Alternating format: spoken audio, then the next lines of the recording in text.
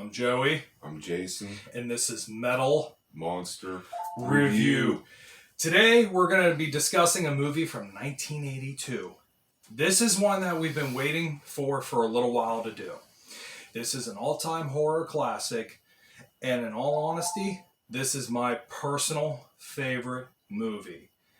This is the 1982 remake of The Thing. So what we're doing today is John Carpenter's The Thing. What can you say about this movie? Well, first off, everyone has their horror preferences, and honestly, I'm not into alien movies. It's not my forte. If you guys like them, that's awesome, but I'm not really into alien horror or ghost horror. But tell you what, this one hits on a different level. This is like one alien movie that's like, this is awesome. It does. And here's to mention what you said there. To me, this movie was based off of a short story written back, I believe in the 1940s by John Campbell was his name. It was called Who Goes There? To me, John Carpenter's The Thing is like the ultimate whodunit kind of story. Here's the preference of the movie. You have this Antarctic research team, and they're up in the Arctic here. They're working, obviously, as a research team. And one day they find a helicopter flying fairly low to the ground, shooting at a husky. And they figured, well, this guy just gone stir crazy, whatever. And he ends up putting down the plane, and they end up shooting the guy. And they bring him in, and they find all this different footage of their expedition team. And they found that there was hours of footage. Well, excuse me, he was Norwegian, not Sweden. Yeah, he was Norwegian. Yes, because that was a mention that in the movie there. He was Norwegian, not Sweden, from Sweden. But they find all this footage here of them unearthing a flying saucer from the ice. And they end up blowing up this saucer with these different thermite charges. So once they blow up all this circumference here, and they found that this alien ends up crawling out of it and ends up, freezing, but they end up finding this chunk of ice. And what this alien does, basically, it just pretty much emulates you once it's left alone with you. This concept of being isolated there, left alone with this entity, and it ends up engulfing you and becoming you and creating a flawless replica of you. So this brings into the ultimate who's who amongst everybody else. And I love the tagline to this movie. Man is the warmest place to hide. I just love that. I was talking to you about this earlier today, too. But most horror movies might have like maybe 3-4 main characters tops and lots of side people.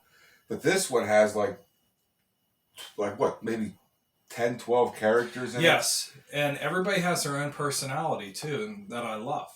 And one of the most notorious characters out of this for the Antarctic research team was Kurt Russell's character of R.J. McCready. And actually, here's an added bonus here. NECA Figures has released the... Oh, yeah. Hell yeah! The R.J. McCready figure here from NECA Figures, and it comes really cool here. They have the interchangeable heads and, different equipment that he had. Where's the scotch? Yeah! The booze that he loves so much.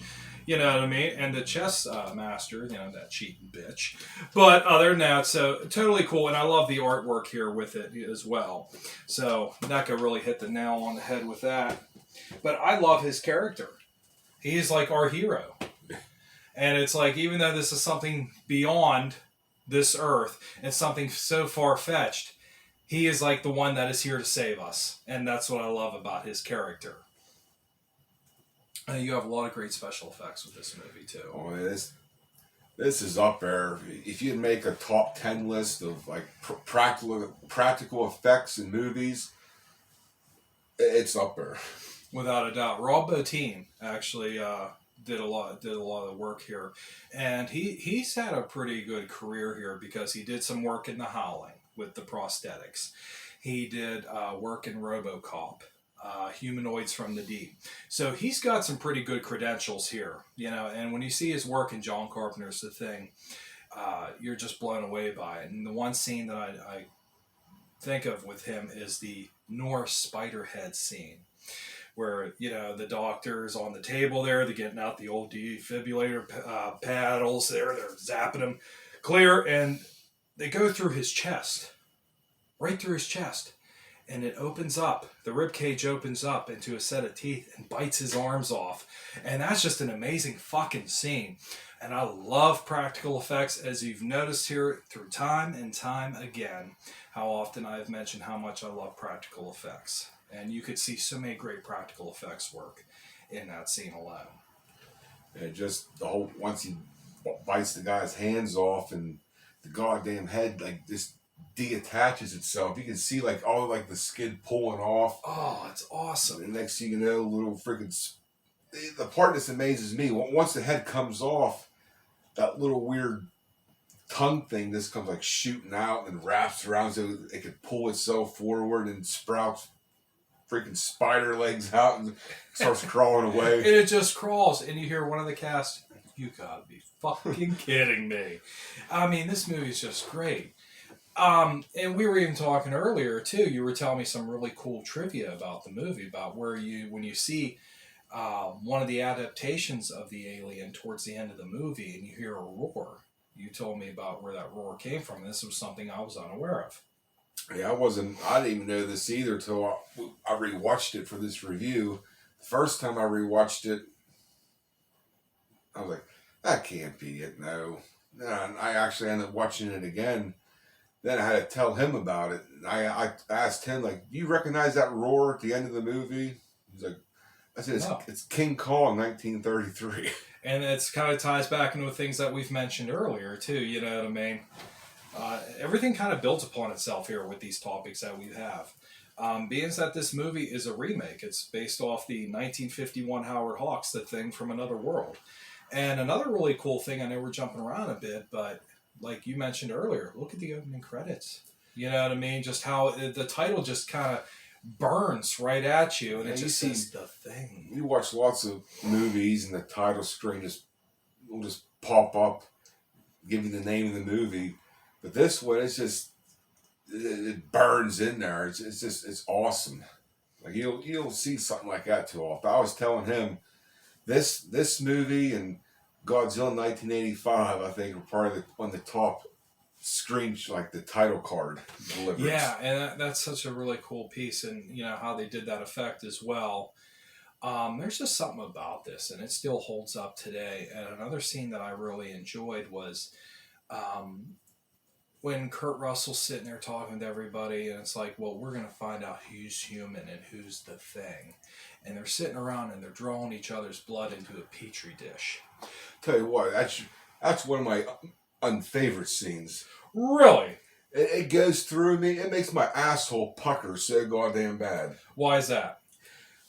That's a real sensitive spot right here. Oh, when they're cutting the lacerating their thumbs. Okay, I get you. If he would want to cut me in the arm or something, I'd be okay with that. But they're not doing like a little prick with the needle. They're taking a goddamn scalpel and slicing the finger open, then milking it like a goddamn cow tit. Yeah, when he slices his thumb and he squeezes the blood into the petri dish. That God, makes you feel uneasy. It made me cringe, man. Oh. So how did you feel when they actually found out who the thing was? Because they came up with the idea that, look, this alien doesn't like heat.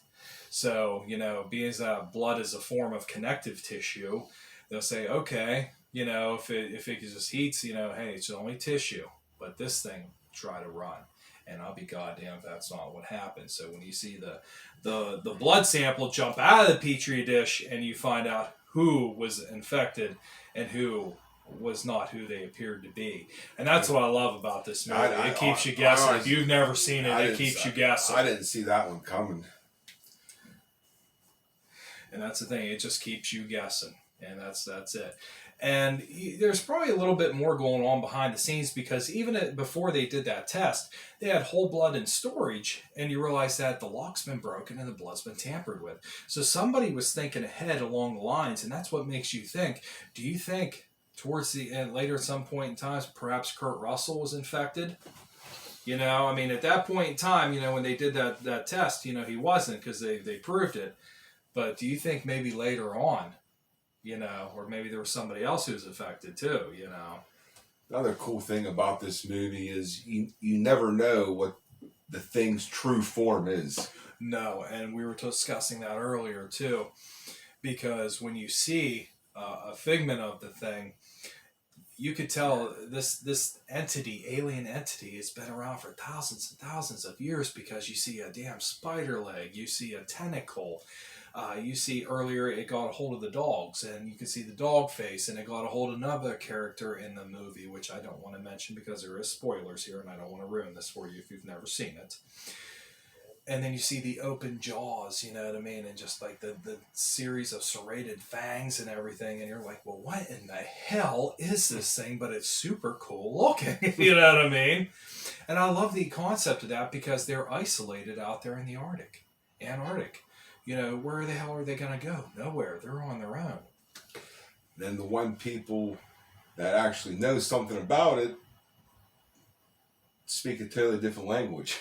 So they have no clue what they're trying to tell them. Yes, just to mention, like in the beginning there, you know, with that Norwegian, which I said Sweden earlier, my fault, 2 separate countries. But, you know, when he's sitting there trying to warn them, you know what I mean, and he ends up shooting at them, you know what I mean, ends up hitting one of the members of the with the team there, and they end up shooting him.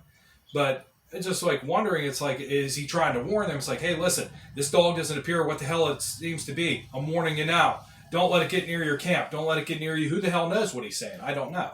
Yeah, because when this first starts out, it's a goddamn helicopter chasing after a dog, shooting at it, throwing grenades at it. It's like, what could this dog have possibly done to deserve all this? And what the hell's this guy doing? And this is the beginning of the film, you know.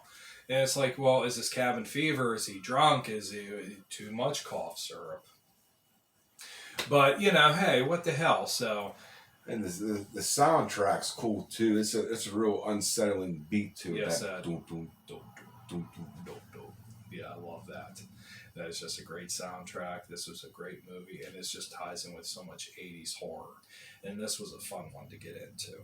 Now, I'll tell you what, though, if there's ever an alien infestation and we got to get blood work to determine if I'm infected, you're not cutting my goddamn fingers open. Hey, we're not gonna scalpel. I'll tell you, you can fucking burn me to a crisp, shoot me in the head.